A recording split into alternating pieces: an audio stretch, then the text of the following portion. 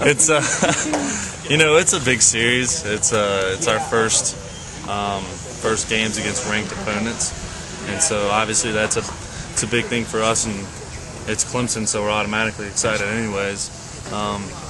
But we're not putting all our eggs in this one basket. This won't make or break our year, no matter what happens, whether we sweep, win 2 or lose 2 or lose 3. I mean, it's not going to make or break our year. So you have to keep that in perspective. But, obviously we want to go out there and win every game. From what you guys did in Omaha last year, do you think they will be extra motivated if that's possible?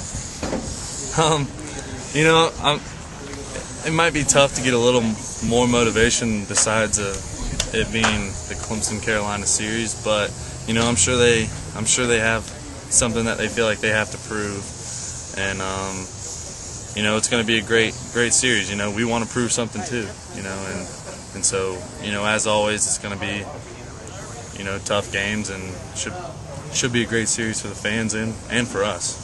You mentioned wanting to prove something. You've gotten off to a good start, but do you think after this weekend you'll have a better indication of just how good you are? I mean, I wouldn't say that this weekend is going to make a better indication of who we are as a team. This weekend won't determine our identity as a team. It'll give us an idea of things we need to improve on, things we need to work on, or things that we're doing well right now. But it's not going to, like I said, make or break our year. How do you feel about each game being played at a different location? You kind of like that? Oh, yeah. I like it personally because I don't think we've ever played them here on a Friday night. And, Greenville is my hometown, so that makes it pretty special for me. And, playing them on the weekend does make it, I like it better because it's more of a series and, a little more intense, and, you can win a series, and, it used to be 4 games, and I personally like it better. Do you ever reflect back on what you did against Clemson in the series last year where you just think, wow, did that really happen? And, it's got to be something. Right. You remember fondly. Right. It's not something that I'll ever forget, but it's not something that, in the middle of a pitch I'm going to be like flashbacking, like for the love of the game, So I will separate the 2 games mentally, and I'll draw from that. I'll probably think about it a little bit tonight. They have some of the same guys in there hitting,